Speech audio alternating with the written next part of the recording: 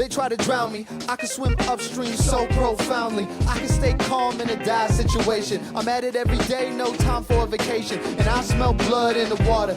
Everything I do, yeah, I do it for my daughters. Now I'm gonna shut your lips. It's time for a brand new episode of what? We talking jit, say what? We talking jit, say what? We talking jit, say what? We talking jit, said it's time for a brand new episode of Talking Jit.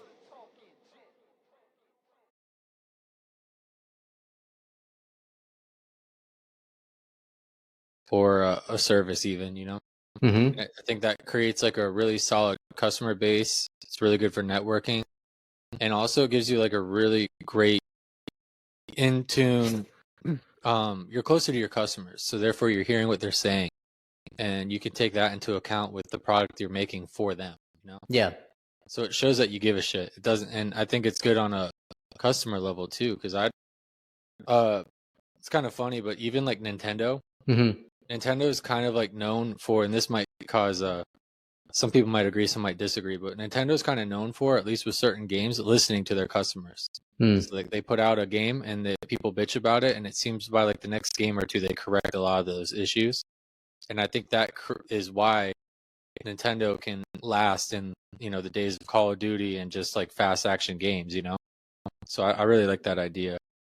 And you're in such a niche community, you know, that I think that's a great idea.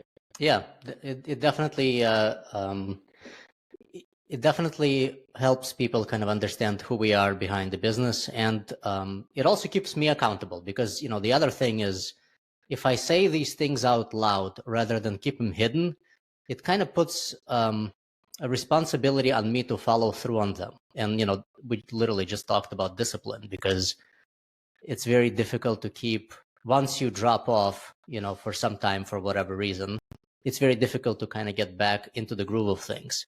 And that goes for the gym, and that goes for podcast recordings, and that goes for kind of business operations too. And so talking about these things publicly almost forces you to be more disciplined, because, you know, your reputation essentially is tied to being able to follow through on things you say. And so if I say them, it's much more of a responsibility on me to actually follow through on these things.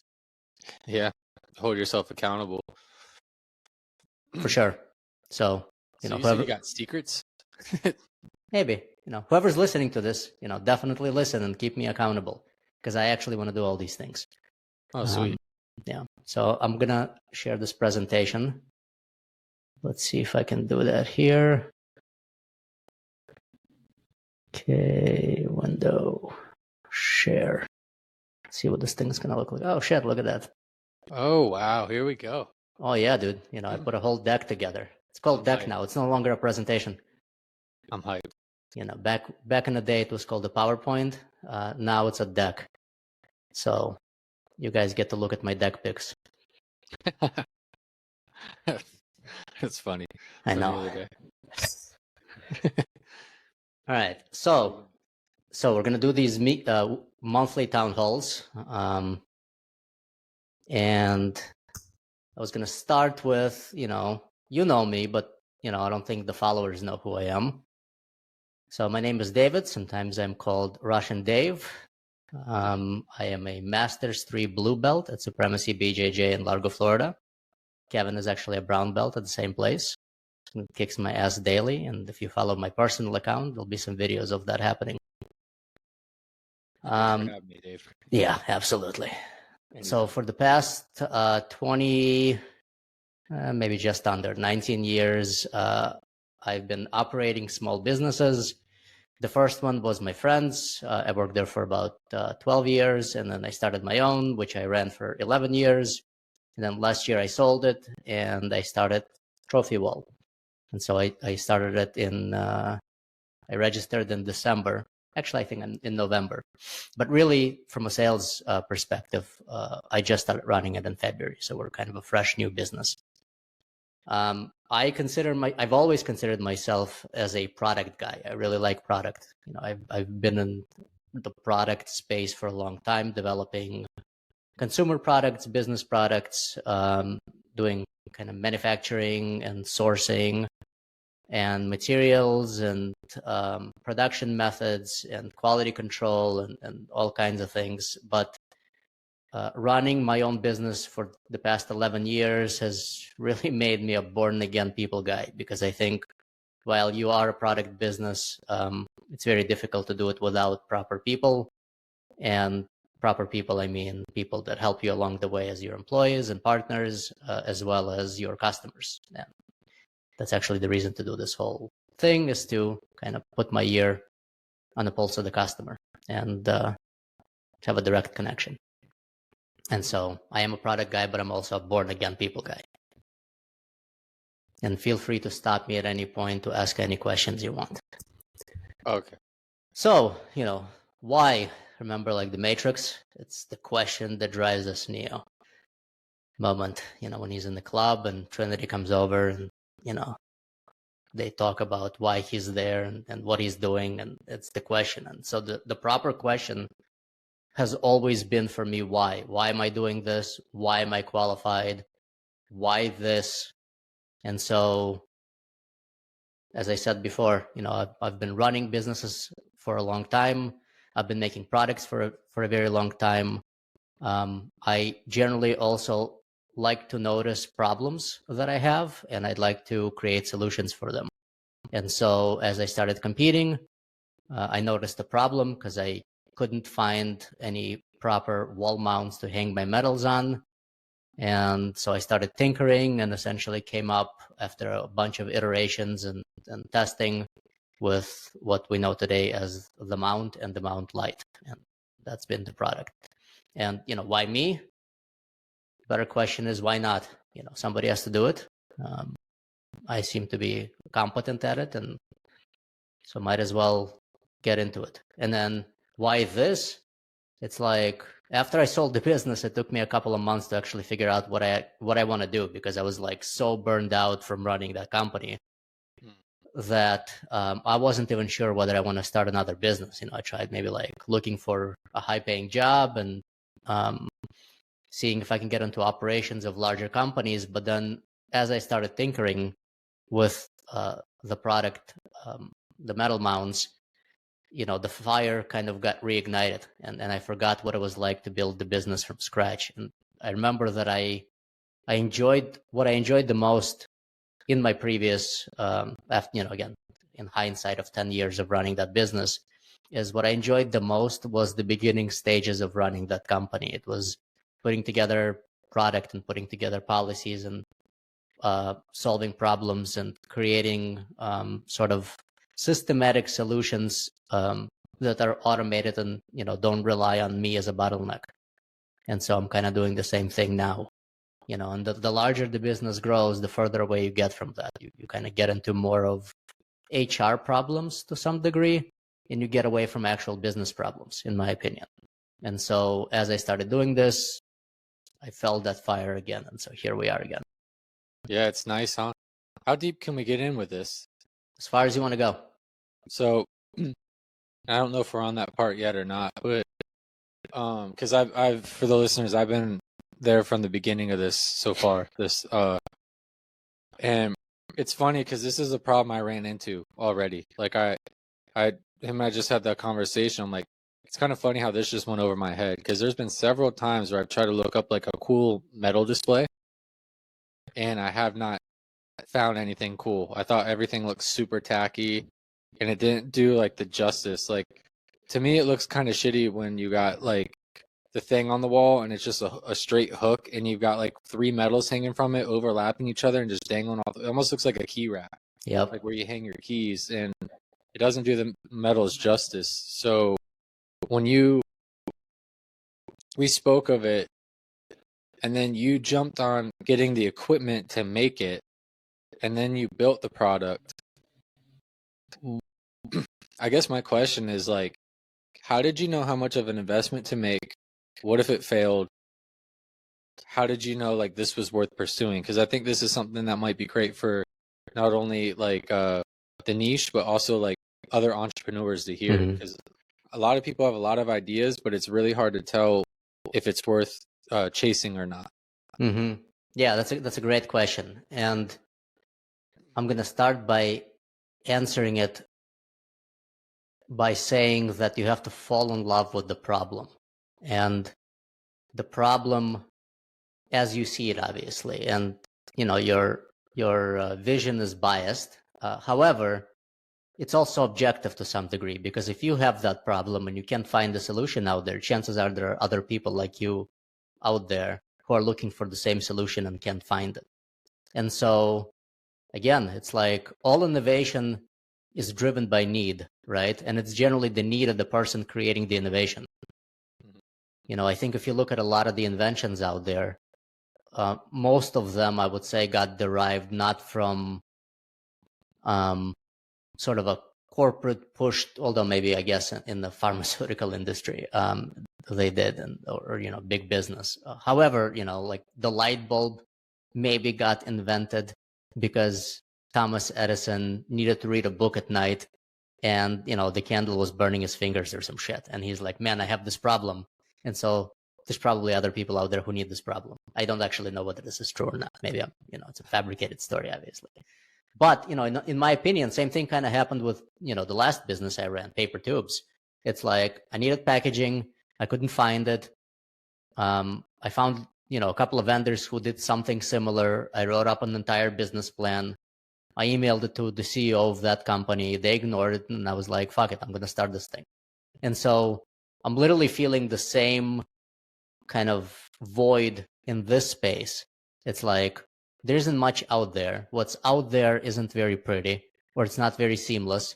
And so let me see if I can create it, and let me see if I can create it in the cheapest and quickest way possible, and test the market and see whether that's a viable thing. Because sometimes it could also mean that you have a problem, but that problem isn't wide enough. There might be some other people who have the problem, but you can't make a business out of it because it's such a narrow niche, Yeah. But like, you've been to competitions, you see how many people medal, you see how many people are out there. So it's like they have to do things with medals. They have to hang them up some way. Like, I don't know, chances are they're throwing it in a drawer somewhere, or maybe they're buying that kind of multi-metal rack where they're all hanging, or they're putting pins into the wall, kind of like what we did at our gym, which essentially led to us taking all of them down because it started looking like shit. Hey, I'm still. I know, I'm distraught too, man. I thought that wall looked great. However, again, once you have like all those metal on the wall, they're literally just hanging by the lanyard and a. They start catching a lot of dust and shit too, because they make like, when you pin them, they make like a little shelf, and it just catches dust in there, so you get like dust bunnies on your wall too. Right. And they're all different shapes and sizes and length and stuff, and so there's like no order to them. And the more you hang them up, the kind of the uglier they become, even though the whole wall is filled with metals. Mm-hmm. And so, I bought equipment because there was no other way for me to test the theory. And I could have gone, I guess, to somebody to have them cut for me so I can get them tested. But, speed is of the essence. I always believe that speed is the answer to most things. You have to be first to market. You have to be the quickest one to the market. You have to be the quickest one to the solution. And so, the risk wasn't very great because, like, at the very worst, I can sell that equipment on eBay or to somebody else and basically make all my money back, short of maybe a few $100s of shipping and stuff. So it's like, it's a very low risk. And so I ended up buying the laser, and, it took me like a couple of months to perfect the design. And, initially I started out with a precision cut shape of the metal, but it didn't hang well. And then so I ended up with kind of a universal mount, which is the one I have. Yeah, and it's cool sorting out the issues and figuring it out and how to make it more fluent. Like, it's really cool seeing version 1, version 2, version 3. Yeah, and you have to get it out there. You have to have an actual version that's basically like a prototype, like a functional prototype. Because without a functional prototype, you don't know what it's going to look like. Because, it looks fine in your hands, and then you hang it on the wall, and like the metal isn't holding inside of it. And each metal is very difficult to cut. And so operationally, it's a problem. And then visually, it's a problem. and then I have to glue multiple pieces together, and I'm like, oh shit, this is like way more than what I signed up for. So like, how can I simplify it? Yeah. And then you go through the problems before the customers have to, or so it's kind of nice when you build it from scratch like that, because if you have someone manufacture it, then you got to go back to them and be like, oh, can we do this next time? Can we do that? And then you might have a whole batch of ruined stuff, Yeah, probably a few $100 worth of acrylic that I ruined. Yeah. But yeah, and it was nice actually to have the opportunity to test it at the gym, because we had the medals, and I had the people who had their eyes on the first prototypes and gave me feedback and helped me iterate, and that's essentially what happened. It's great, man, and it adds like even at home or at the gym, it adds prestige. Like it's like that's one thing I liked about David's gym, like David Vieira. Is like when we walked in there, that little corner of the gym is kind of dedicated to like all of his achievements. Yeah, there's a lot of them. When he finally opened that gym, being the whatever time world champ he is, and he had his Ultimate Fighter jersey and his gloves, and he had like all of his medals in a nice little like, it was like a custom display, like a very expensive like kind of custom setup, but then he had everything on display, and it was like just really cool and inspiring just walking by and seeing like, damn, the dude's like, legit, like a legit competitor. Yeah, I think everybody thinks in terms of displays, like AOJ, I believe, that white gym in California. Mm-hmm. They have all those medals on the wall. It kind of makes me, it's kind of funny because all this time goes by and now I'm like, damn, I kind of regret the medals I've left at competitions, or like, the legendary mixed match where they gave them to the wrong guy and I was just like, he can have them. Right. The guy didn't correct them, just took the medals and ran. That's funny. Like, damn. Now that there's this cool way to display them, I've actually sat there quite a few times looking at the wall like, I could have a lot more up there right now. Gotta go competing, dude. Huh? Gotta go competing again. That'll get you up off your chair and into the competition. Dude, it's only been a few months since I competed. Yeah, I know. But yeah, anyways. So yeah, again, the first question is kind of why, and the answer is why not really, but now, again, having run through a variety of businesses, what you really need to establish is why you exist. Again, you're back to the question of why. And so that's really what your purpose is. So as I see it currently, the purpose isn't to sell mounts. It's to transform achievements into inspiring displays of perseverance and greatness. It's literally, you gotta go further than sort of the product itself. You gotta really get into the reasons why people would buy it. And it's not just because it looks good on the wall. It's because trophies on the wall remind you of your wins. It's because displaying these things, I think, help you recognize that, you're potentially more than what you think you are sometimes. And so it also helps, other people kind of look at it, especially the next generation. Kids walk into that gym and they're like, oh my God, this is a competition gym. This is what we do here. Look at this, David Vieira, who's this world champion, teaching me. There's a lot of sort of psychological significance related to getting your medals out of a drawer and putting them on the wall, even though it's a bronze sometimes, or even though it's a silver sometimes. Yeah. I mean, a win's a win though, right? Like, you get a medal, you get a medal. Yeah, that's fine. Look, the way you have to think about it is in context. The fact that you showed up to a competition, even if you lost in the first match, for example, already puts you above like 99% of people out there who don't even compete.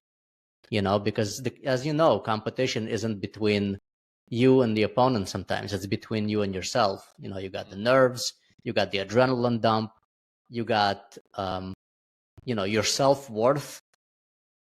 And so all these things kind of account for being able to step up onto the mat and actually like sign up for a competition and get there. Yeah, to me, it's like a big deal, especially as a Masters competitor, man. Like, I haven't done this shit before, like I played soccer in high school, and that's pretty much it. And, all through college and as an adult, but like none of it was individual competitive events. And so when I started jiu-jitsu in like my 40s, late 39, I think is when I started. 38, 39, something like that. That's a big deal. It's not like I did, wrestling in college and medaled and stuff. So. Yeah, it's definitely what do you call it? It's definitely a plateau to hit, like not a plateau, well, kind of like a plateau. Like it's definitely like a way to level up. It'll take you. It's like reaching a new level, basically. Like if you learn to fight through the nerves and learn to calm yourself and how to handle the adrenaline dump and how to handle seeing your competition. Like once it's always different when you walk in the building and you see who you're up against and you're like, oh shit.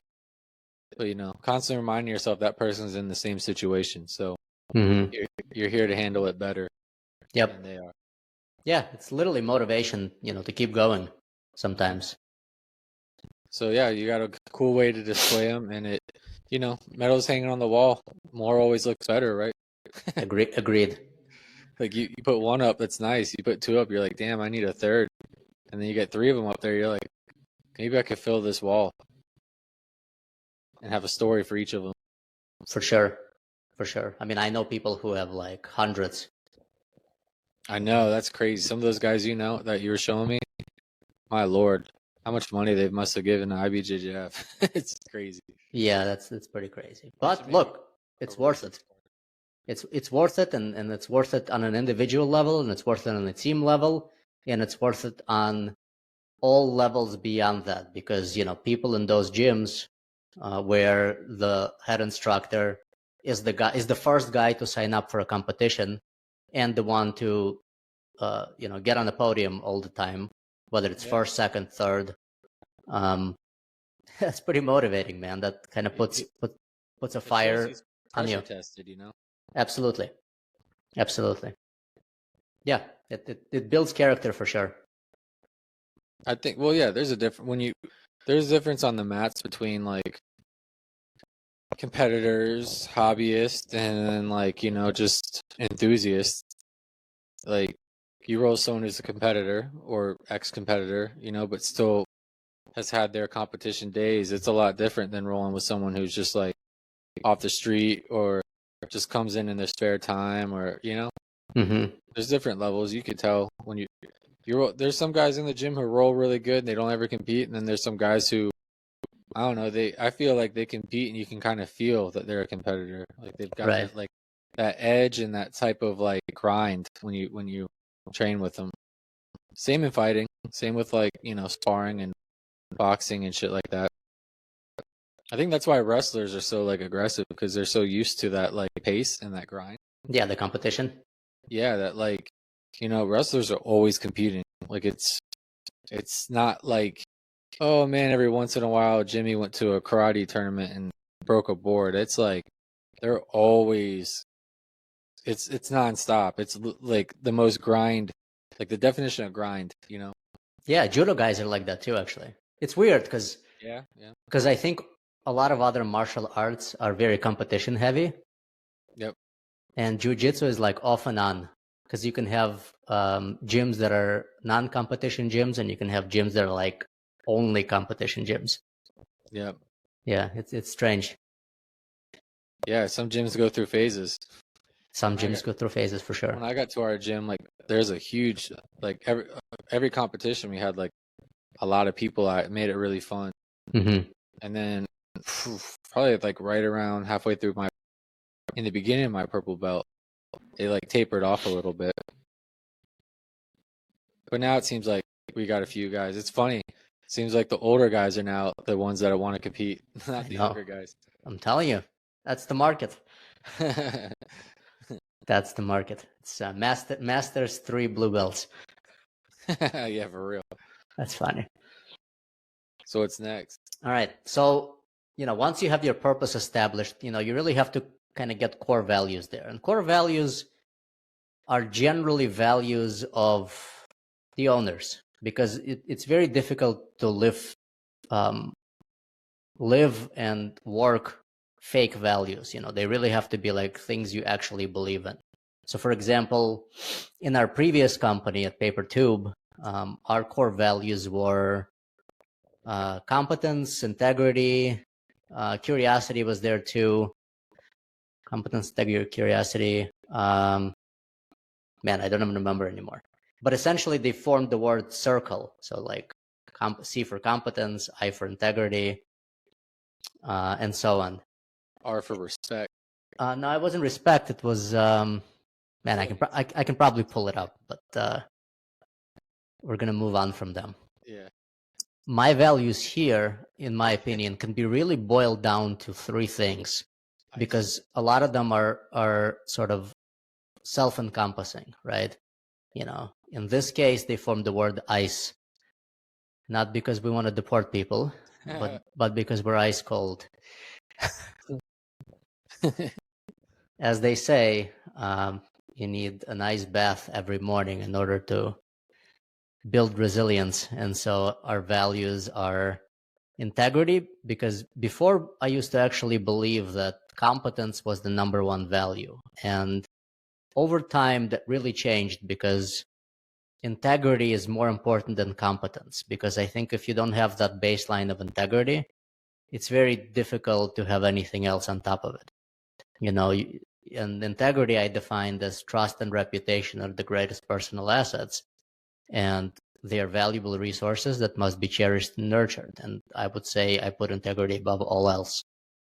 And then curiosity obviously is still there, because you need to be able to tinker, right? You need to be able to explore. You need to be open to even figuring out that you're wrong and losing and learning. And, that's encompassed in curiosity. So it's like curiosity is what drives us to understand our customers' needs, how to develop great products and fit those needs, and create remarkable experiences before, during, and after purchase. So, how do we ensure that the experience before the purchase makes you buy the product? The experience during your purchase doesn't get in the way of you buying the product, and then that you're actually happy with the product after the purchase and come back to buy more of them. And so it kind of encompasses the entire scope of your experience as a customer. And the third one is excellence. And I think excellence encompasses competence, because in order for you to be excellent, you have to be competent. And so that means we hold ourselves to high standards, deliver outstanding results, and invest in continuous improvement. And so between those three, I think that's an entire box. That's your ice bath. Yeah, that's good. I like integrity. Yeah. Like, you're always going to do the right thing. For sure. So let's talk about kind of key initiatives for this year. Again, this is something that I reused from the presentations that I used, the town halls that I used to have at PaperTube Company, and those were more internal. We talked about what are the company initiatives on the sales side, on the operation side, on the production side, kind of all departments moving forward for the entire year. And then you take all those initiatives for the entire year, and then you break them up into quarterly goals. And so that's more of an internal thing. But from a sort of a outside communication, we're going to talk about the three departments, growth, operations, and production, because I think people should understand and know what goes on here and how all these things kind of fit back into the values and the purpose. So on the growth side, I'd like to get into influencer marketing. I've already had a few people reach out that I've kind of sent products to, that have put together videos, and those videos have gotten me views. I don't know if I can currently track the purchases back to those influencers, but that's something that I think I'm planning to do moving forward. Maybe get more products into the hands of more influencers and see if if I can solicit especially honest feedback from them even though they are getting free product. That's obviously better than getting fake reviews, you know. Mhm. Affiliate program, I already set that up. I had a few people actually reach out, gyms specifically. So had instructors at various gyms reached out and they're like, hey man, do you have affiliate program? We want to resell these things to our students and offer them to the students.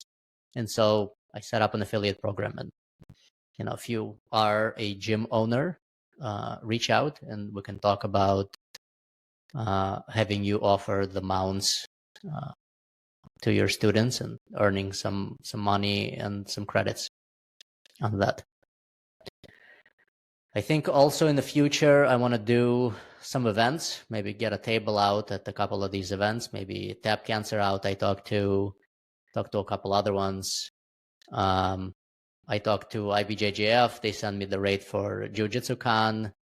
It was not cheap, so I got to figure out whether it's worth it and how much I need to sell in order to justify breaking even on something like that. Because I remember with anytime we did an event in the past, between travel and food expenses and lodging and the event itself and bringing other people to it, it was something between an average of $15,000 to $20,000 per event, and so that's a lot of mounts.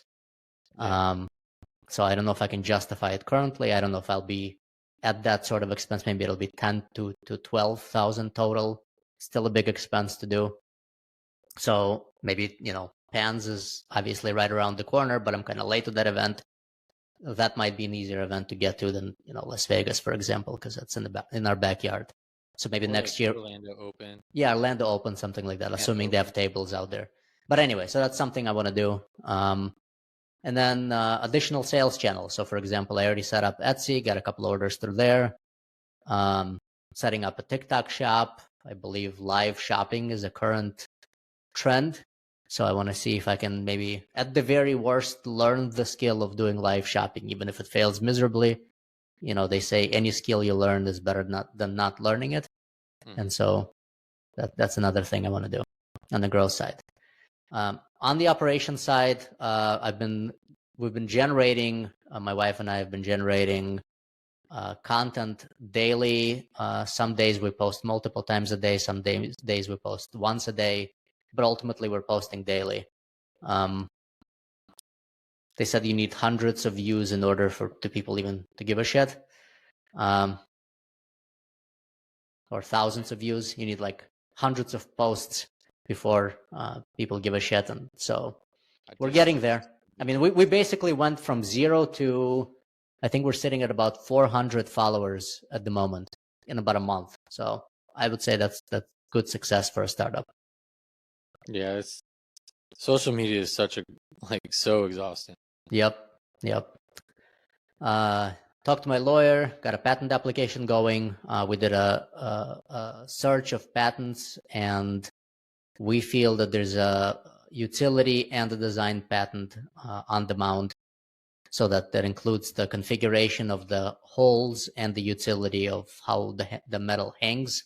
And so I'm putting a patent application together. I mean, if once granted, this will be like my third or fourth patent. I have a bunch of other patents.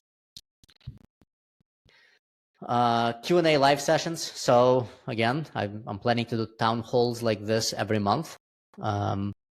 Maybe go live and do Q&A sessions, assuming people show up. I think really in order to get to good live numbers, you probably have to have 1,000 or more followers. Yeah, dude, it takes like the ratio is huge. Mm-hmm. Like it's 1% maybe. So out of 1,000, one person shows up, some shit like that. Something like that. Like, yeah. Even if you have 1,000, like I think even having 12 in there is good. Like it seems like the ratio is crazy. Yeah. Yep. Yeah. The other thing is, you know, I've asked ChatGPT this question, you know, how do you properly go live? And they said, you should look at the trends, your analytics on your Instagram business account, and see when people are the most active. And so I checked my account, and 3 p.m. I literally looked at like daily activity. And 3 p.m. was like the best time, followed by something like 6 p.m. or 9 p.m. or some shit like that. And so I'm like, all right, I'll do it at 3. And then nobody showed up. And so maybe next time we'll do it at 9. Even on like Whatnot and all those types of stores, man, the guys that I know that sell a lot on there, they're like on it constantly. Like they're on live daily. A lot of times they're giving away stuff. Like it's like giveaways. So it's almost like you're giving stuff away just for followers who probably won't even come back unless it's giveaways. Yeah. But it's weird because it's like you're giving away stuff to people who will follow you, but like they're not going to buy anything. But because they're in the room waiting for giveaways, it tells the algorithm to promote you because it's live and there's interaction. So it spotlights you. So it's like this weird like game you got to play. And all that kind of stuff's exhausting, man. It's like almost it's a lot to do yourself. Yeah. Just that alone. Yeah, and that's kind of the wonders of a small business. You know, you're the owner / janitor. You're basically packing the products and selling the products and doing the social media live, you know, Q&As, and then recording podcasts and then editing the podcasts and then posting. Can't wait. No, yeah, I know. And so again, the other thing is podcasts. You know, I've already been doing podcasts for kind of my personal thing, talking to people I admire and, you know, talking about things that I'd like to learn from smart people. And once I launched this business, that thing kind of fell off because my time went here, but the goal is to continue doing it. And I think the proper path here is maybe to start doing podcasts with athletes and picking their brain on, you know, competing mindset and, you know, perseverance and sort of backstories. Yeah. You know, maybe failure, you know, maybe things like that. It's kind of like the guys on my channel. Yeah, literally, that's your group. But yeah, I like it, and it's funny because in the same page, like I posted consistently for a year, and then I would try to come up with some sort of product to kind of base my podcast around, or like at least promote during my podcast for and people. And it's funny, like the act fast thing you're saying, because now it's been over a year, and I've still been like chasing tails on the ideas I had, and I was trying to come up with, and that postponed my podcast. Yeah. To the point where now I've got like episodes I got to get posting again. Yeah, so you have back episodes you haven't posted yet. I have the opposite problem. I have back ideas I want to talk about, but I don't have any guests lined up. Yeah, or you could find out a way to do solo. I think I'm gonna do some solo episodes too. So if that floats your boat, like, you know, you can have ChatGPT come up with help you brainstorm some solo episode ideas. Weekly rants.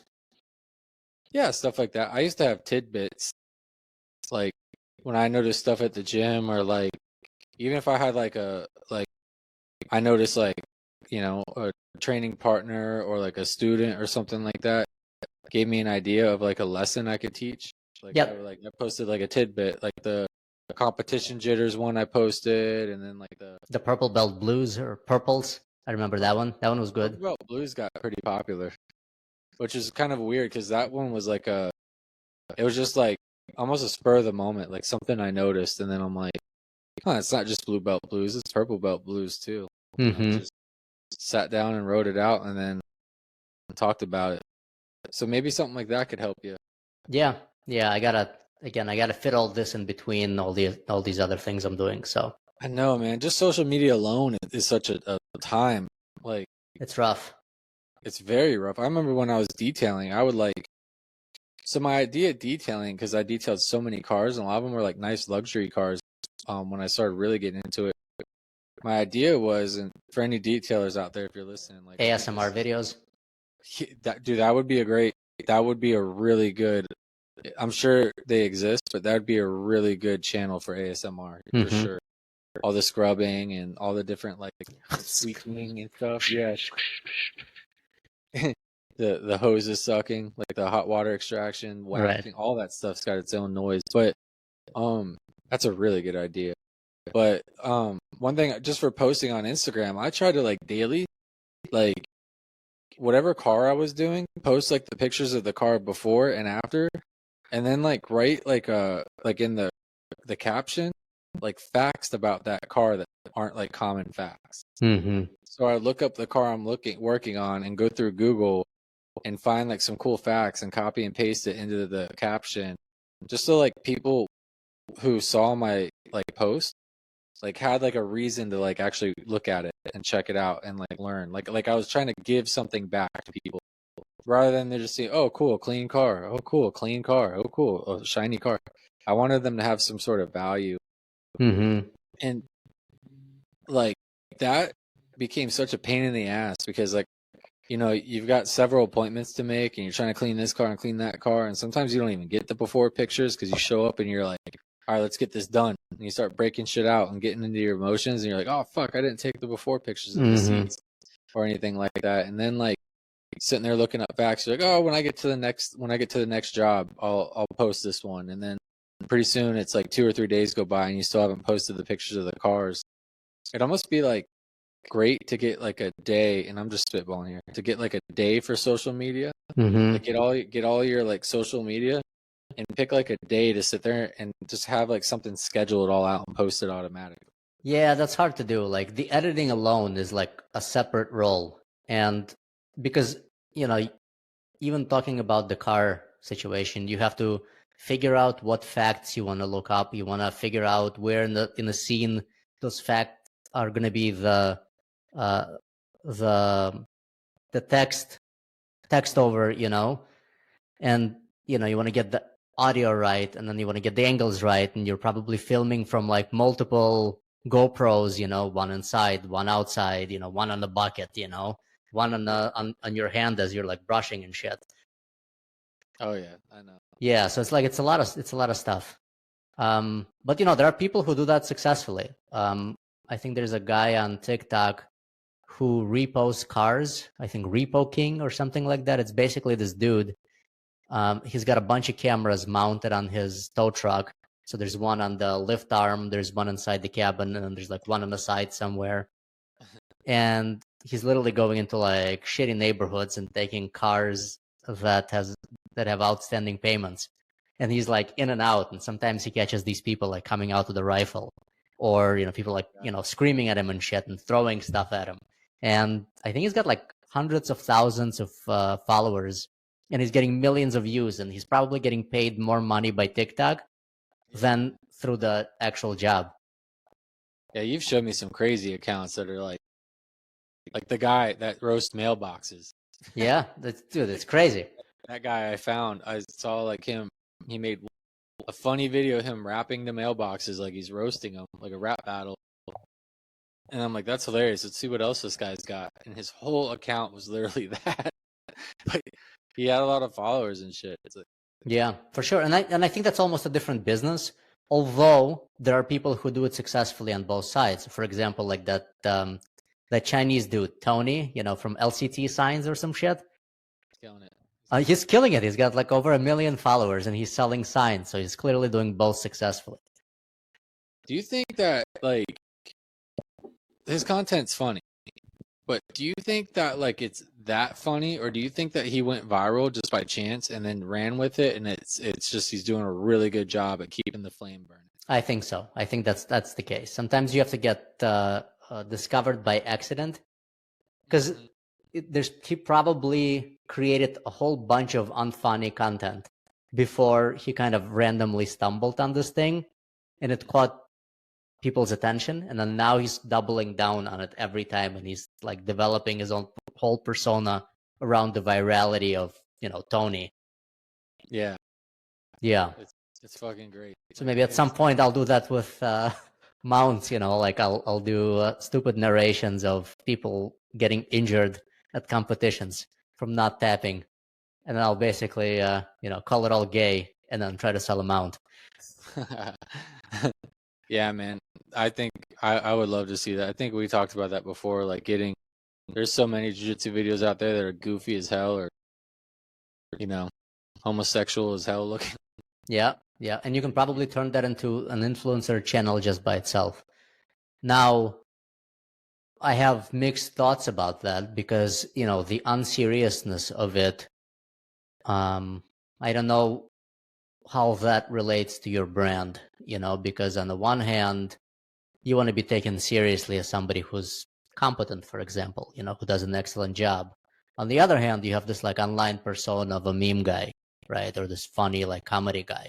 I don't know if those things kind of go well together, although maybe that's the current landscape of business that's online. I think in today's day and age, it works because maybe I'm just too old, because I come from the world of being more being more professional and formal, like that's the curse of the master's competitor. Well, like say like you right now, like you're basing this brand, you're being transparent, like you said in the beginning, and you're appealing to your customers. It's like, well, if you're funny and you put your personality into it, like I want my podcast and if like whatever community I grow, like I don't want them to be like, oh, Kevin the businessman. I want them to like think that like I don't fuck around and we can be like open and say whatever the fuck we want. No one's gonna be offended, Yeah, that's kind of like the Discord we had for a little bit. Like we were all in there and we're pretty ruthless and talking. Maybe like tone it down a little bit so that everyone can have some fun. But like you get the idea. Like ish. My personality is like, I fuck around and talk a lot of shit. But yeah, but I think that's whole Jiu-Jitsu. I imagine every gym during stretching is exactly like our gym. It's all a mix of conspiracy theories and talking shit about people. I've been to some that were like a little bit weird. Yeah? I've been to some that were like they're not really into that part of it. I don't know. A lot of gyms have different vibes. I think a lot of gyms are cool with it, and a lot of people in jiu-jitsu are laid back. And I think like a lot of people, when you get to know them in jiu-jitsu, you're like, okay, like he's a little bit weird, but so are we all. But not all gyms. But I guess my point is like, if your personality bleeds into it a little bit, then that's just, I mean, like Dave Portnoy, Barstool Sports. Like it's not like he's walking around like super professional guy. He goes and folds pizza in half and eats it and talk shit about whatever pizza shop or how you know what I mean. He's like he's got his personality involved. It's not a big deal. I don't think so. It wouldn't turn me off to like buy in a mount. Oh, that guy's kind of funny. I'm not gonna buy his mount. Yeah, no, it makes sense. And again, I'm not very formal, and I've never really been formal. If you ask like all the employees and some of my customers, from my previous places that were like, multi-million-dollar businesses, they're okay with the personality of, as long as I follow through on my promise and the reputation is there. And so I think you can do both. I think you're right. You can have personality and then also like stand by your principles. Like look at 50 Cent, dude. Yeah, makes sense. That dude is like one of the best like trollers ever, but obviously he knows how to handle business. Right. And if you make years of rap music about like fucking bitches, selling drugs, shooting people, but then you also have vitamin water. But then you're able to go sell like a healthy vitamin water for millions of dollars. Or smart water. Was it smart water or vitamin water? Vitamin water. Okay. For millions of dollars and go in these business meetings and all the shit he's involved in. And like, I think that's like a good example of like how you can be yourself but still successful. Yeah, that makes sense. And again, I think at the base of all of it is being authentic and transparent. And essentially that's what I'm trying to do here. If you post a funny meme. Yeah, post a funny meme about mounts. Actually, you know what? Like NFL's doing that nowadays. Do they? Yeah, I just saw oh man, because right now is like free agency as of right now. So like a lot of teams are trading players and picking up free agents and stuff like that. And I'm sorry, like picking up free agents. And gosh, who was it? Was it like Seattle or like one of the teams got like one of the big receivers. I think it was like damn, I can't think of it. But like when maybe it was the Raiders when they got Geno Smith or the Seahawks when I don't remember what it was. But when they got him, they like posted like a SpongeBob.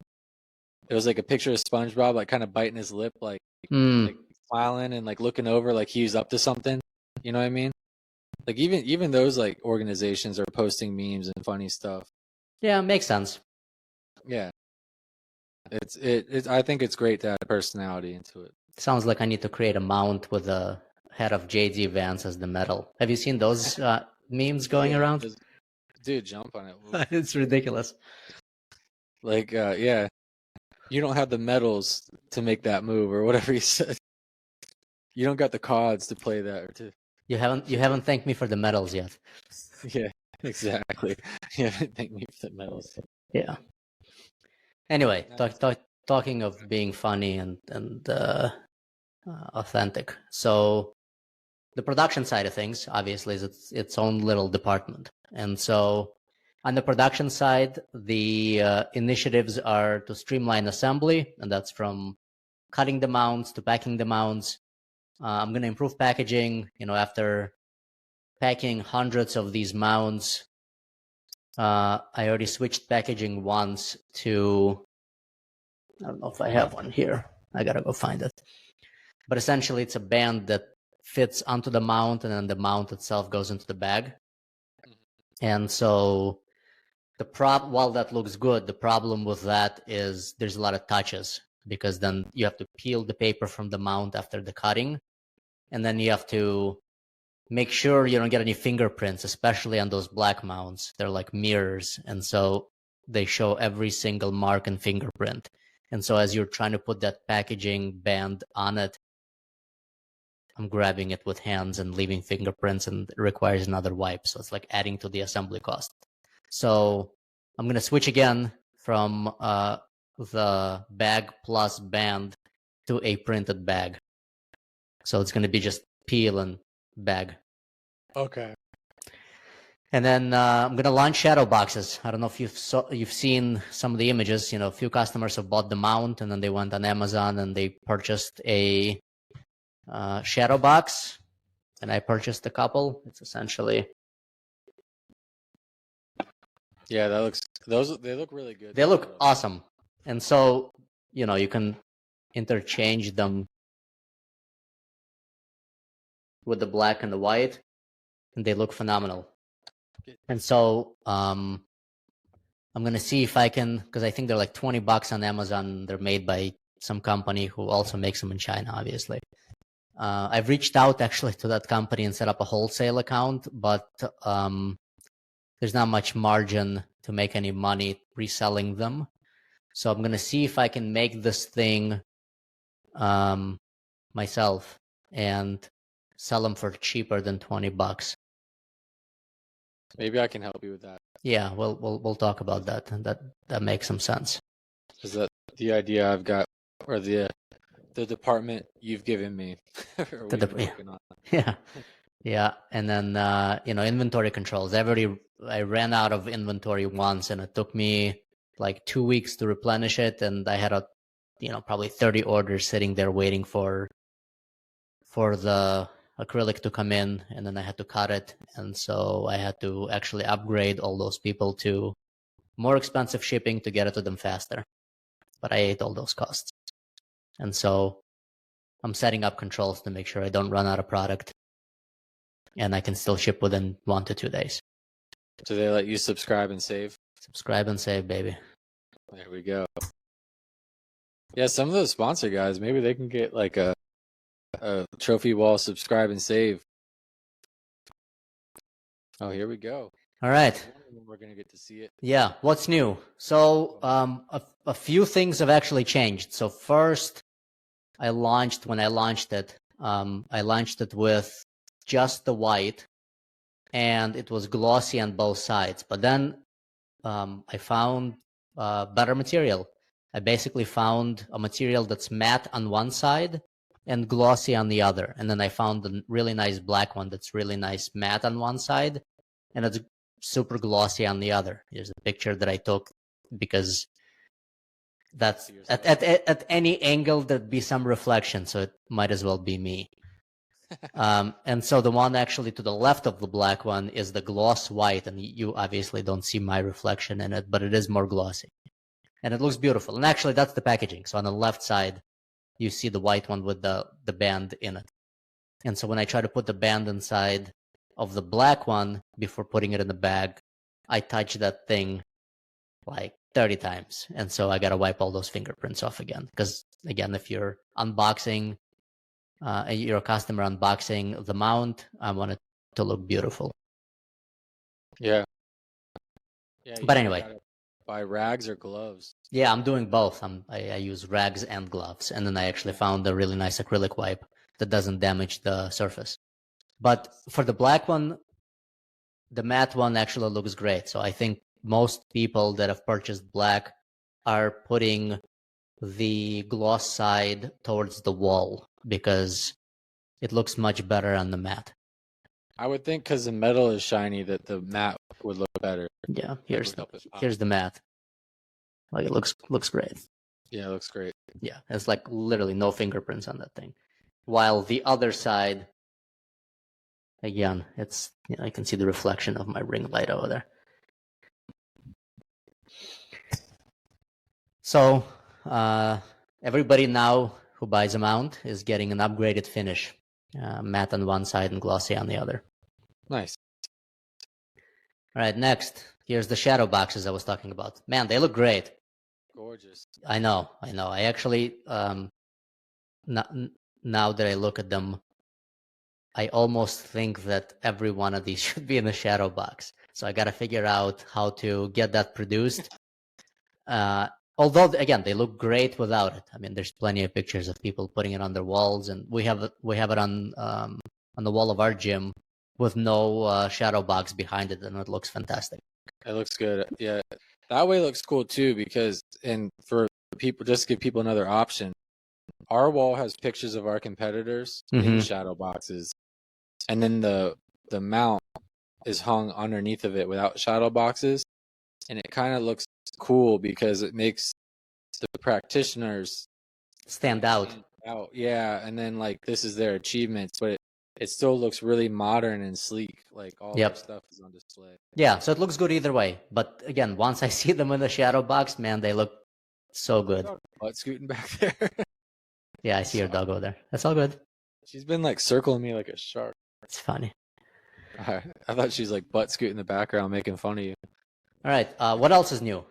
I added sets. So I saw that initially I had, single units, so single mount light in white, mount light in black, and then the mount. But then I saw people are buying multiples, and I'm like, why don't they just create sets and apply a slight discount to them? So I basically released sets of 6 and sets of 9. And why'd you choose those numbers? Because first of all, for a set of 6, if you're doing, for example, an IBJJF competition, a lot of people are doing double golds, double medal, silver and gold. So whatever, bronze and gold, bronze and silver. But they are getting 2 medals sometimes. And so you'll have 3 sets of 2s. And if not, 9's good, because I actually checked how they look on the wall, and sets of 3 is a nice way to display them rather than sets of 2. Sets of 3 looks more complete. Yeah. And so sets of 6 and sets of 9. And if people give me more feedback that they're buying sets of 10 or sets of 8, multiples of 2 or multiples of 4, for example, then we'll just add more sets. But so far, I've had a bunch of people buy 6 and 9. So people are obviously buying. I like it. Yep. So there's been a bunch of feedback, and I've divided the feedback into customer feedback and shopper feedback. And so what I'm calling shopper feedback are basically comments on Instagram posts.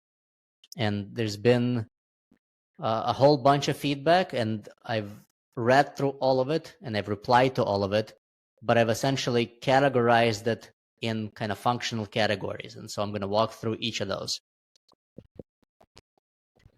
So the first category is basically people making fun of anybody who's framing or hanging up or mounting, whatever you want to call it, things that are not quote unquote top tier. somebody said, are people framing open medals now? And then somebody else said, kind of a powerful speech for a bronze medal. It's like, yes, it is a powerful speech for a bronze medal. And yes, people are framing open medals. Not everybody's an elite competitor. You don't know what kind of battles people are personally battling internally. And so any achievement in my eyes, again, even if it's a bronze medal in a 3-person division, the fact that you showed up, you're already a champion in my book. Right. And who's to say these people have any? Yeah, maybe they should be more humble. And look, first of all, great for them if they're getting these top tier achievements. Not everybody can get them. A small percentage of people out there is just better athletes naturally, and they train more, and good for them. However, that doesn't mean people who are older, more hobbyist, and otherwise shouldn't be proud of their achievements. You know what I'm saying? So that's kind of one set of Haterade. Yeah, it's haterade. And again, social media is weird because again, it's almost like, I know these people aren't anonymous, but it's semi-anonymous, because we don't know each other, and so people are like trying to be funny and sarcastic, and you're gonna get, people are more likely to leave negative than positive, so you're gonna be outnumbered on correct. Especially, again, it's a fight for attention. You want to be the comment that gets the most likes, and it's like, no problem, man. I have no issues with it. In fact, like all of my comments on all of them are in the same light. I think I was going back and forth with one guy that was talking, and I think in fact that comment is in there. So I'll talk about that shortly. So that's one category. The other category was like, I got like 50 medals. This is too much work, maybe for special medals. It's like, absolutely. Maybe it is too much work, but maybe not. Maybe you should hang 50 of those medals up in your gym because it'll look great. Because, a wall of 50 of those mounts, especially in shadow boxes, looks fantastic. So it's like, if you look at top gyms, AOJ, Otto's, Alliance, you walk into the lobby of any of those, there's like tens, maybe hundreds of medals hanging there. Maybe some of them are open. Maybe some of them are Masters World. Maybe some of them are Pans, It's like, who gives a shit, man? You earned the medal. You should hang it up. Yeah. I mean, and also it's like, and it's too much work. Like, relative to what? Relative to keeping him in the drawer? Yes, it's more work. Like, who said work is a bad thing?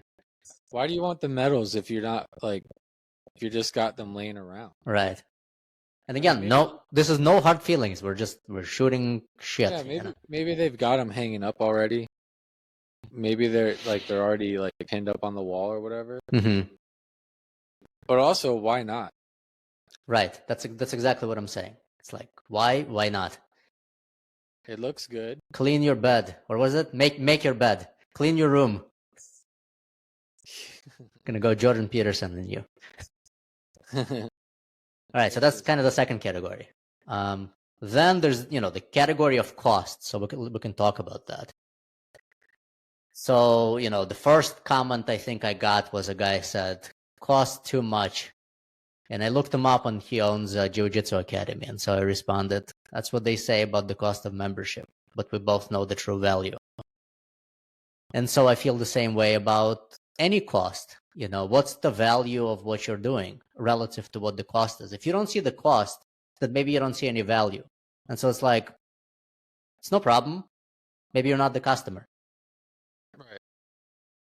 It's like plenty of people walk into a jiu-jitsu gym and they're not willing to pay $150 or $180, whatever the cost is. And they're like, no. But then, you can always argue that jiu-jitsu saved my life and changed my life for the better and all of those things, right? And so I guess what's the cost of that? It's the same thing here. Yeah, and with all of these, I just wonder, I'm like, do all these so if there's something that I don't care about, I just keep scrolling. So to take the time, form the opinion, and then write it out, and then hit post, I wonder if that all stems from like a subtle, like, I want this. Maybe. It's possible. Like, yeah, it could be like a subconscious thought about, and again, maybe it's a mismatch of value. It's also possible that, think about how many people I walk down the street and I look at and I'm like, I wouldn't do that. I wouldn't wear that. I wouldn't be that guy. I wouldn't. But do I walk up to every one of them and leave a comment? No, I just keep about my life. For sure. And here's the other thing. No matter what products people post or companies post online, like I've seen ads for like BMWs, for example. And if you read the comments on any of those ads, people are like bitching about the cost of a BMW relative to the value you're getting. And so they're clearly not buyers, but plenty of people still buy BMWs and drive them. So it's like, that's fine. It's a sample set that maybe isn't your customers, because no matter what they would cost, maybe they wouldn't buy them anyway. Because again, think of how real that question is. Because I bet if I ask all these people, how much would you pay for it? You wouldn't even get a response a lot of times. And then the other thing is like, so this guy says $20 to $30 to mount a single $2 medal? Question mark. Well, it's not. It's probably paid $100+ to go win that $2 medal. I know it's not. It's not the medal. It's again, what's the cost? It's missing. All of these comments are missing context. It's like if you're looking at a cost of a medal as $2 and you're assigning $2 as the value of the medal, you shouldn't be talking about the medal. You should be talking about the cost of the win. What are the how many training competitions, how many training regimens and sacrifices did it take you to get to that tournament and win that medal, regardless of the cost. Like if you're always looking at it through the lens of raw material cost, maybe it's the wrong context, because then nothing is valuable. Yeah. So yeah, I think they're all missing a little bit of understanding. But that, like you said, that's what it is. That's just business on the internet for sure. Yeah. And then, the last one was like, too expensive for the market. Most seasoned competitors have a lot of medals. I have a lot I need a good solution for. It's like, sure, again, what's the comparison? Like, is the alternative not mounting the medals, or is the alternative a different type of mount that's cheaper that you like more? So it's like, what are we competing with here? Am I competing with perception? Am I competing with another product? Or am I competing with sort of a value judgment? Because, I myself as a shop, like I've been on their side. I look at some things through the same lens. And a lot of times it's a mismatch between contexts. It's a mismatch between one product and another product. It's a mismatch between one product that I like less and one product that I like more, even though it might cost more, or it might be inaction versus action. The cost of not mounting anything is zero. The cost of buying mounts and putting them on the wall is time and money. And so, again, it'd be nice to sort of understand what the proper number is. And they might actually be true. It might be true that these things should cost $10 instead of $20. And my hope ultimately is to get them as low as possible while still making a profit, because I'd like to get them on people's walls because A, they look great, and B, they stand for the proper values, the values of sacrifice, the values of showing up for competition, the values of, pride, the values of fighting, the value of just kind of being a better human being through grit and sacrifice, essentially. So it's like, I actually feel good having those things on the wall. Should they cost $10? I'd love to sell them to you as low as I can while I can still make a profit. Maybe the key to that is volume. Maybe at this point, I have to sell them at $20 to $30 because there's just not enough numbers on the table. It's the cost of volume. Yeah, I mean, nowadays $20 to $30 doesn't go that far anyway. Right. Plus, it's the cost. The time to process the order. Right. It's the cost of time. But again, if you're a consumer, you don't really give a shit, how much time the company, nor should you. It's not your responsibility to find a way to justify the time it takes to produce something and deliver it to you at the price you're willing to pay. It's like, totally understand. Like, I've been on that side of the business too. Like, I'm also a consumer. At the same time I'm running a business, I'm also a consumer. You know, so it's like, I get it. And so that's what I'm trying to do. I'm trying to essentially create systems and processes where I can create and sell a beautiful product that creates a better experience for customers as cheaply as possible. And maybe it's just time that's standing in between me and that. Yeah. Yep. Time and calibrating. Okay. Next one this was a weird one. Somebody said, I'm copying the design and just making them at home. It's like, great. I think I replied to that as, dude, there's no shame in that. Let me know what they look like. It's like, anybody can buy raw materials and a machine that cuts it and make themselves a single unit. You know, the problem with that, or the problem with that type of thinking, first of all, there's no problem with that thinking. If you're able to, there's plenty of handyman that can produce products in their garage for their own personal need, and good for them. However, making a business out of it is a different story. I'm trying to build a business. You know, if you can, like, email me and I will email you the cut plans for this. If you have a laser machine, you're welcome to make yourself a couple of these. It might actually cost you more in time than just buying one for $20, but you're welcome to do it. That's how I'm looking at it too. It's like to sit down and measure all the holes and the spacing and all that stuff, and then calibrating it, whether you're hand cutting it or laser cutting it. The time it's going to take to do all that, I'm like, probably worth just supporting a business. For sure. Even for a $50 to $100 product, there's plenty of products out there that I can probably, with a little ingenuity and time, that I can make myself, that I would rather not. But some I do. It's like, you know, instead of buying a phone mount, I can just use a Coke can and rest my phone against it. And there you go. I saved myself $25. It's true. So it's like, sure. Anyway, so that's shopper feedback. Now, next one is customer feedback. We're almost done. I know you want to go to sleep here. Oh, we're good. So I got a whole bunch of feedback, including reviews and photos, and that's what it looks like. So, you know, a lot of people said some of them put them in shadow boxes here and here. Some of them just mount them without the shadow box. Looks like a lot of people are actually mounting top tier stuff, not necessarily open trophies, right?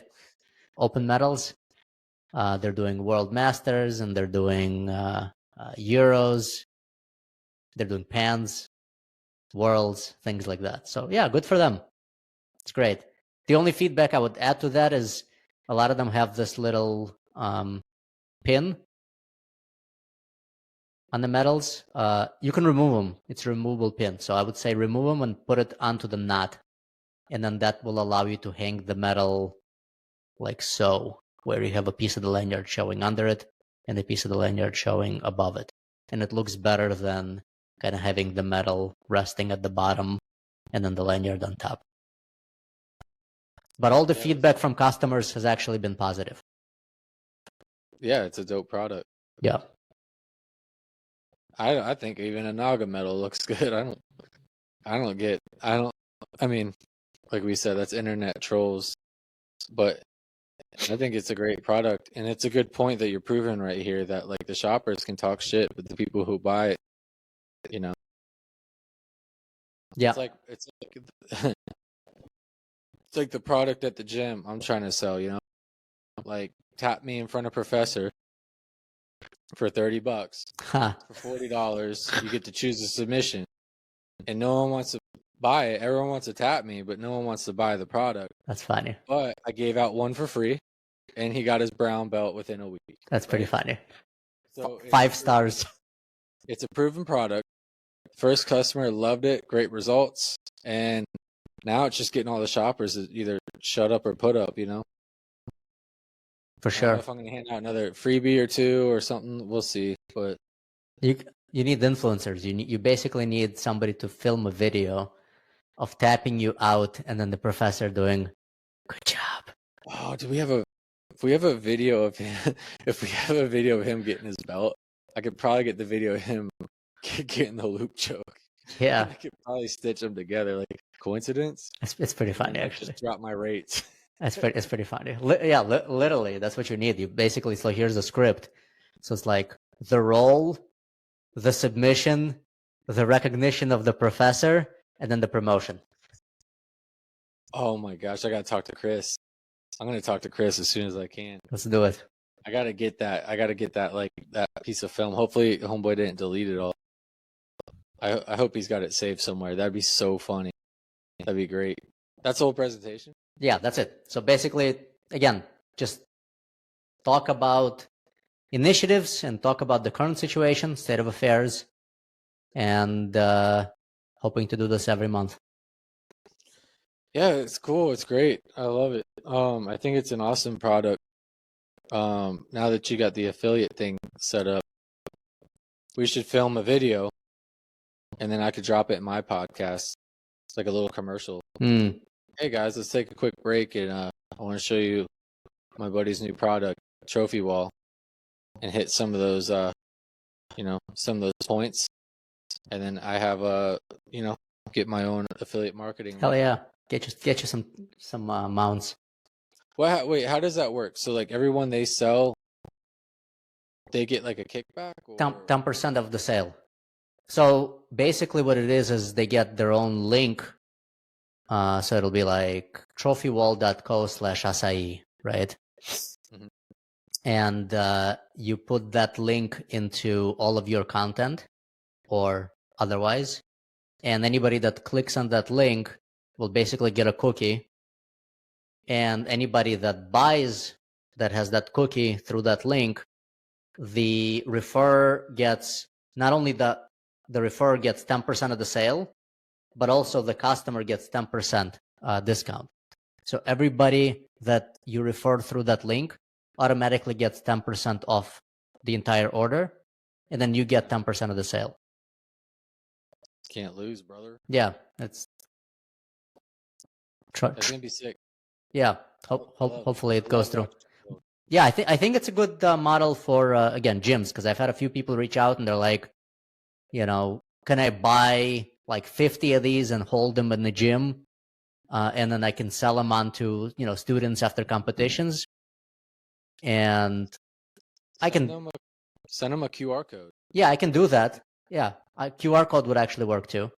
Then they could post it in their gym, and people can just scan it. And That's actually a great idea. So maybe create a little QR code printout sticker that they put inside the gym, and right on the mount, maybe put a medal and a mount, and then a QR code on the bottom sticker, and then somebody scans it and they just buy it, and that's not a bad idea.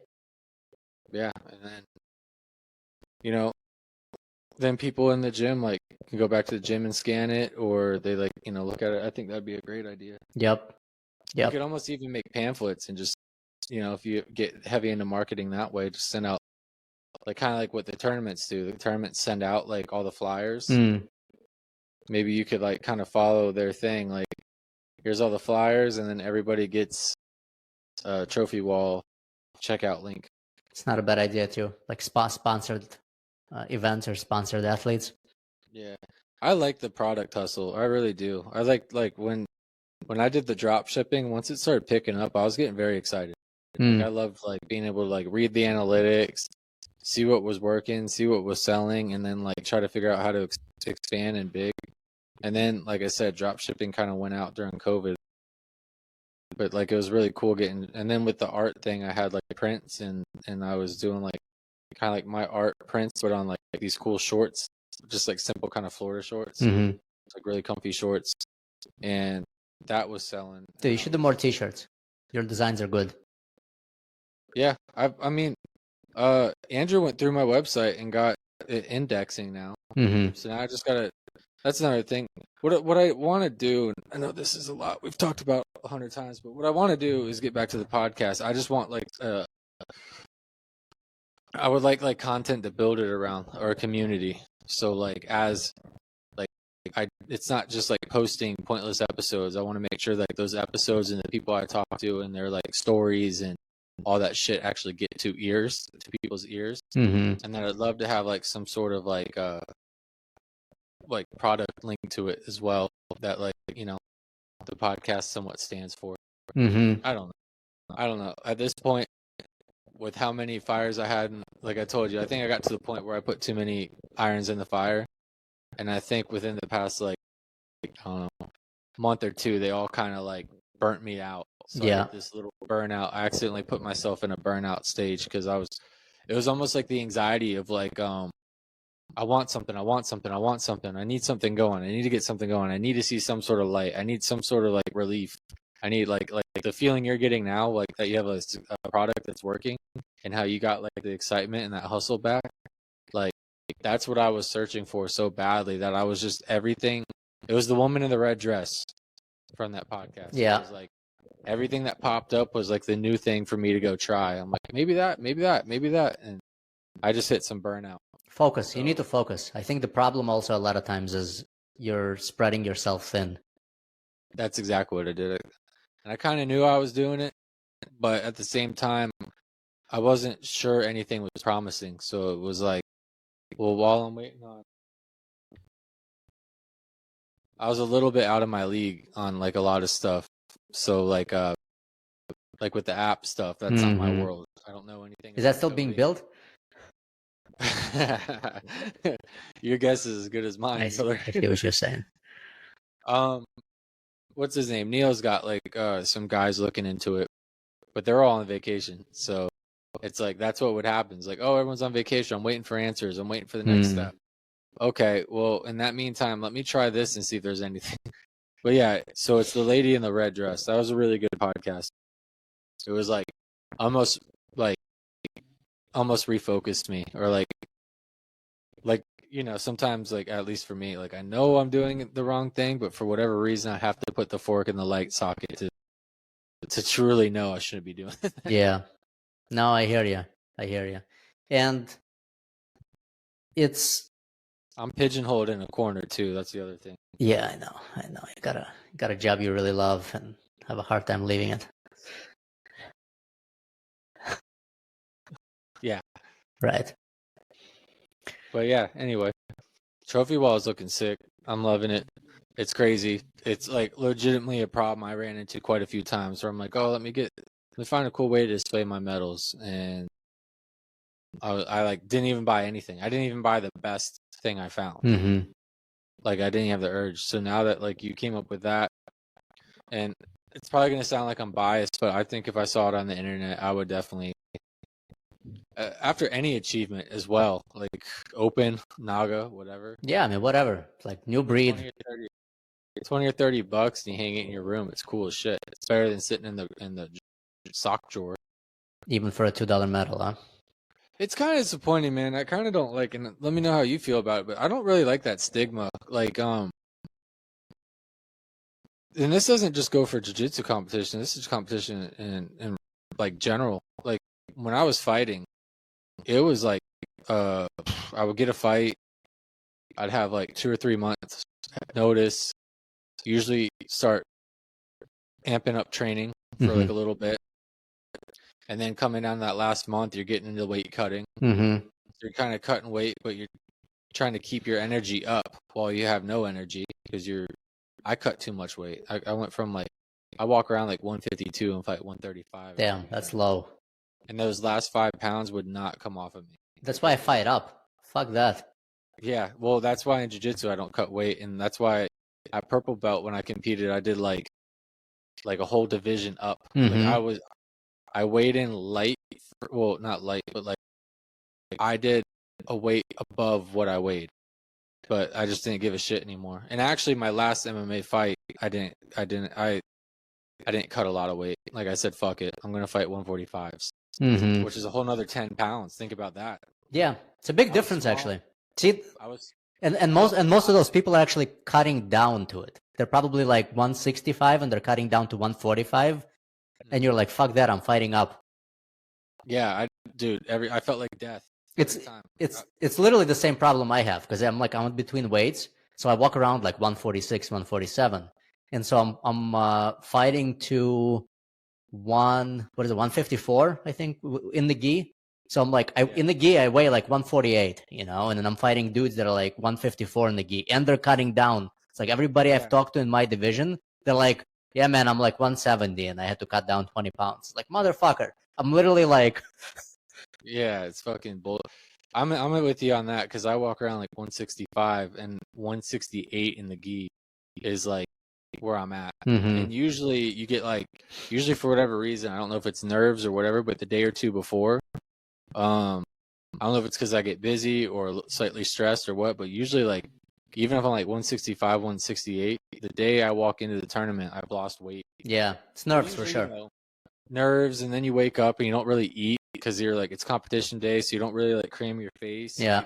You don't think about chugging water, or like, so like you kind of fuck yourself a little bit on that front. But yeah, I remember like just the stress of like getting ready and knowing you have a fight, or knowing you got a match, or knowing you're doing a tournament.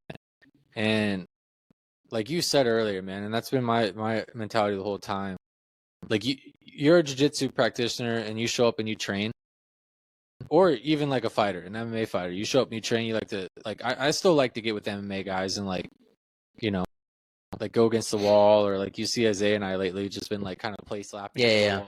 Like holding, like I'm like holding him in positions and like pretending like I'm gonna hit him. Like I still like to do that, and I would still like to get back into like a little bit more MMA training, just for fun.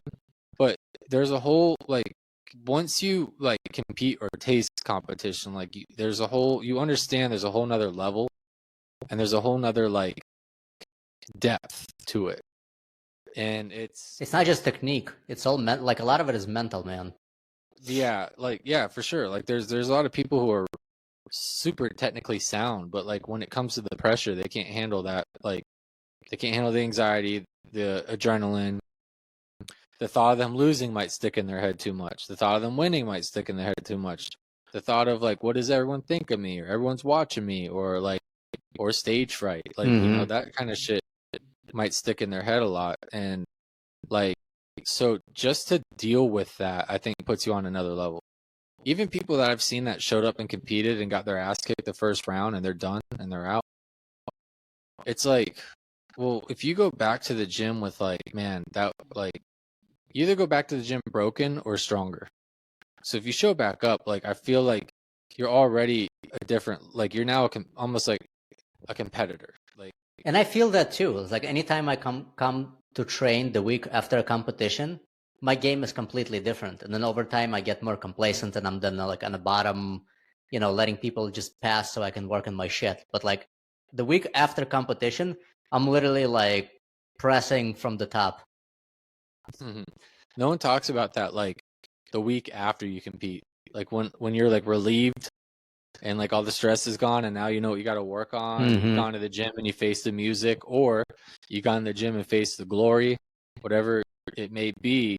But that whole week, like the competition, like it's like almost like when you have heavy anxiety and it goes away, and then you get that like relief, like stimulation.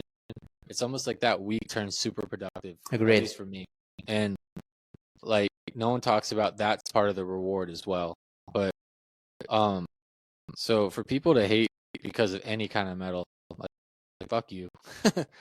Plain and simple. I think it's like, I agree. You don't know people's ailments. Like Eric, bro, he's like blind, and he's showing up to competitions and competing at every one of them. He's doing a lot of them, actually. He has every reason not to, and he shows up and does it. And if he framed an open metal or a Naga metal, I don't give a fuck. I actually sent him a couple of mounts. I hope he's got him up on the wall, Eric. If you're listening, get him up. Yeah, shout out. Yeah, get him up and post him, bro. I want to see him, but like, it's just, I don't know. I know it's just internet nerds, and you can't like let it bother you. And that's one of the challenges that we kind of glance over, is like, don't let it bother you. But It's weird. It's weird. Like this whole consumer side is weird, man, because it's like haters everywhere. You're dealing with individuals. You know, you don't see a lot of that on the business side. You basically get feedback on the business side, but it's not public. It's feedback on a call, or it's feedback in an email. You know, that they're not buying, for example, or that your price is too high, or that like there's a quality issue, or you know, even things that are similar to what people are saying is just not public. Like nobody in a business to business transaction like goes on your wall and comments on your post saying your shit costs too much. It's very weird. Like this is literally the first time I'm seeing this, because I've never really ran consumer product businesses. You know, all the things I've done in the past have been B2B. It's kind of funny.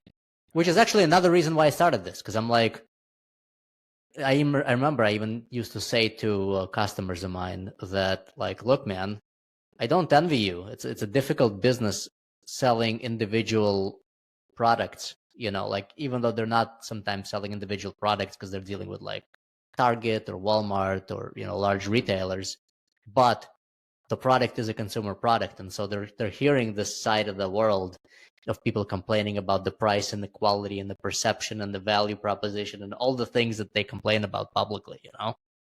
Mm-hmm. But now here I am doing it myself. Yeah, I mean, the world works in mysterious ways. They, I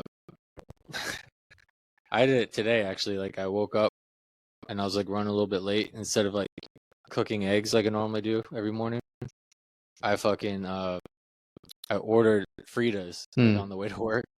And, like, they have, like, a little sandwich, like, bacon, egg, and cheese sandwich. But they're all, like, organic and, like, homemade and all that stuff. So I'd rather pay a little bit extra for them than go through McDonald's or whatever and get fake stuff. So, but like to add on an extra egg because I wanted more eggs, it used to be like $1. Mm-hmm. Now they like up and charge $2. Oh, dude, the eggs have been like crazy.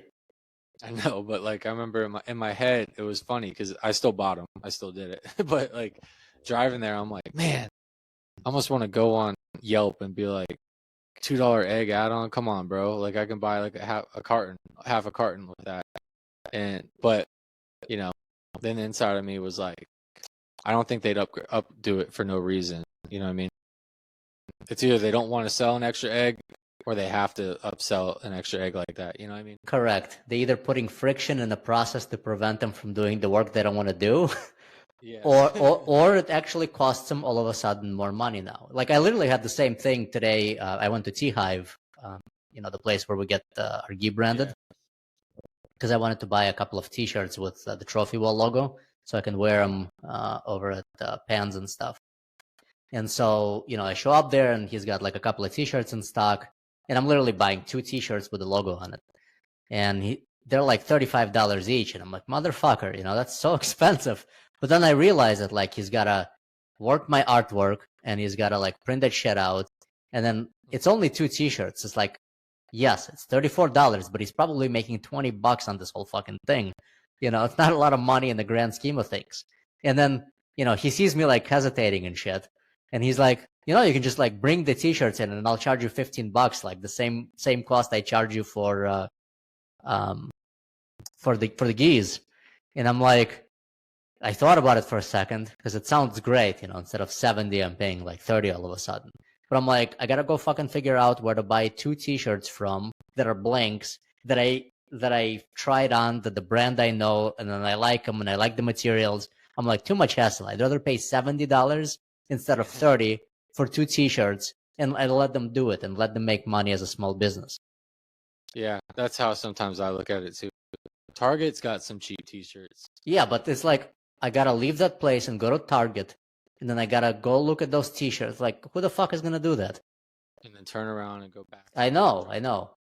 And then, like, I always feel guilty because I'm gonna take advantage of them. You know, I'd rather give them the $30 so they can like continue branding my gis long term. It's like I want them to exist, you know, because they're actually providing a service outside of these 2 T-shirts that I really like. Unfortunately, I've been in the clothing industry quite a bit. Like, that was like the second business I did. And that was the first, I broke even with that one because it was so much fucking work. Like it was like, I remember it got to the point where I was like ordering it from China And that was cool because there was no limits on anything. Like I could choose the material, any measurement on the shirt could be custom, any color, and you know, you're up to like 4 a.m. bargaining because that's when they're up and running the most, or like the salespeople or whatever.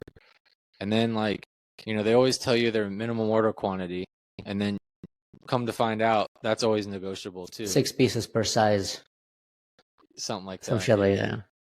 And then it's like, damn, I don't want to pay like, because I got to set it up, and it's like $3,500, and then it shows up my front porch one day, and it's like a big ass heavy box, and it takes like a month or 2 to get. Like, I'm like, it's so much work. So then I ended up going to like it's like a place called Going Postal. It was weird. It was like a post office with like a print shop, but I had to drive like all the way down 66 to like St. Pete, and then go in the store and like show her the designs and get her like the vector artwork and everything. And then, but she had all the material there, so I could like look at the shirts and do all that.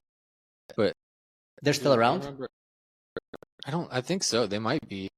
But like, she was super cool about it all, and she was like very laid back. But man, every step was like so much extra money, like just to get my own tags. Yeah. But I had like what you said, like she had to rip off tags and then print my tag on there. Yeah, they're ripping off the Gildan tags, and then they're like using a tiny iron to basically put their own little iron it all on and weed out the material, and like it was such like a bitch. So like I kind of understood, but man, that one. And then I had to go to eBoard and find all these like urban shops and like put my stuff on either consignment or like have deals with people, and there was like so much effort to get in that industry that like, it's like you said, and then you go through all that, and then people want an orange shirt, or if you have like a white and black shirt, they want gray. They're like, fuck you, your t-shirts are too expensive. I can buy this shit at Walmart for like $3 and I can print my own iron-ons. It's a ripoff. Yeah, pretty much. Yeah, I just buy the printer paper and this, and I'll just iron it on myself. Well, that's the difference. It's like you can't build a business that way, because once you start actually running your own business, regardless of what it is, you start understanding what it takes to build it, because there's like all these tiny details that nobody even thinks about. It's kind of like even running a jiu-jitsu gym. It's like, yes, all the glory for being an instructor at a gym, but it's like somebody has to check the mail, and somebody has to wash the mats, and then somebody has to fucking deal with a broken water fountain, and then, you know, you only get hot water in the shower, and then the shit's leaking, you know, and it's like the camera system doesn't work. And there's all kinds of little tiny things that nobody's aware of. All they do is complain about $150, you know, monthly fee that they have to pay. Yeah. Plumbing. Right. Shower, like whatever, yeah. Yeah, I mean, and then at the same time, you know, sometimes maybe you could handle those problems for the people who are paying $150. Yeah. Maybe if we would have paid $180 instead of $150, those problems would have been handled. I do pay $180. It's also possible that you're underpaying and you're not appreciative of it. That could also be the lesson. Oh yeah, I'm just happy to have the mats. But I know what you're saying. There are those in the gym that like to, but you know, you fix the water fountain and they're going to complain about the ceiling tiles. And you fix the ceiling tiles and they're going to bitch about the cubbies. You know, they're going to. So it's almost like that's their purpose, is to find the thing to bitch about. And it's like, well, now I know what you're focused on. Yeah, that's right. You just have to, all you have to do as a business owner is basically get enough of a sample set of proper feedback and realize when it's real and when it's not real. And exactly like what I put in the values, you know, provide the pre, during, and after sale experience that people are happy about and willing to come back for. And that's really the magic. That's where the magic is. By the way, we got a new water fountain today. Oh, did we? Yeah. Oh shit, I've been away for so long. I've got a new water fountain. It's already hooked up. Is it working? It looked like it was working when I left. All right. Is it cold water? The last one looked like it worked. I'm not gonna touch that thing for a few months. So I'll let y'all get check the filtration and stuff out yourselves. You know, you have to run those filters for like 10 minutes through the water, because all the residue from the manufacturing process has to come out. I think it's part of the instructions. That's what I was telling Thacker. That's why I was like, I'm not drinking. I barely ever use water fountains anyway. I usually come in with my own water, or I'll just go to 7-Eleven. There you go. But that's just me. Yeah, man. Well, the product's dope. Again, I say it, but it's really cool watching it build. And you're actually building pretty fast. Yeah, I think I don't think I'm building fast enough. It feels like I can. You probably always feel that way. I always feel that way. Like, to me, shit's never fast enough. Dude, that's how I feel. I mean, this is just babbling on your podcast at this point, but that's the ideas I've had. A lot of the parts that a lot of things I've ran into is like trying to get shit done as soon as possible and then running into a wall that I'm not sure about. Like, it's out of like my scope. It's like tentacles into all these other problems. It's kind of like you cut off one head and like 10 more grow. With like the app idea and stuff, it's like, okay, I'm either gonna have to shell out a lot of money to have it legitimately built, but then I don't even know where I'm gonna be when that's done, because like I'm sure it's not just like, oh, it's here it is and it's good forever. I'm sure there's gonna be a constant. Oh, for sure. Not even a question. That's why I'm a fan of simplicity, man. It's like, yeah, I really like simplicity. And in fact, I don't like bottlenecks, and I don't like me being the bottleneck. Bottlenecks, that's what it is. Yeah, and I'm not a fan of things that are complicated. I will try to boil it down to the simplest way possible, so I don't have to write an instruction manual for it. So it's like so intuitive that you don't have to fucking read, pages of instructions. Yeah, we were talking about that at work today, actually. Part numbers? Yeah. No. Yeah. Trying. But no. Just like businesses and like how, I mean, like the simple way to put it, man, is like, or at least in my head, like if you're building a business and you walk into like as much as, they're pieces of dirt sometimes, but they got to be that way. That's just the nature of like a corporation. Like you walk into Target, or if you've ever worked for like a big corporate store, something like that, Target, Burlington, I don't know. T-Mobile. T-Mobile. But here's the thing, is like, it's all the same. It's like you go in, you spend 2 weeks training. Yep. And then you start doing. Yeah. And the person who's training you is sitting in a position that's so easy that like they can train you in 2 weeks. Yeah. Like you can be trusted within 2 weeks. And I'm not saying like every job is easy. I'm just saying it's simplified. Like it's like, okay, you stand at this spot and this button, the customer scans a barcode and then adds up. And this button's for credit cards, this button's for cash, this button's for this. If they have a gift card, you do this. If they accept the new Target Gold card, you hit the, like it's pretty simple. And yeah. Here's your bags and here's that. And if you need anything else, there's a guy right there within. It's not a coincidence that guest services is always within the registers. Like that's planned. And or if you work like the stock area, you've got like a scanner. And it tells you what's out. Right. You go back, scan the code, and right. And then you know where to put it, and it's like it's very like well thought out. And there's a reason why all these companies are like that, So like I can't help but to sit there and think like sometimes, it's like man, like if you're running a business and everything's running amok and you're always putting out fires, maybe it's because the process and procedures aren't clear, or like there's a missing link. Maybe you're in a company that can't. Maybe there's too many variables. But like, how do you get as much control as possible? Like, I don't know. I always look at it as like, if this person leaves, how do I get another person in as quick as possible and up to speed? Yeah, it's a sliding scale, like anything. Yeah, because and it's very nuanced because on the one hand, you want efficiency, right? On the other hand, too much efficiency is anti-human because the ultimate efficiency is basically full automation. And so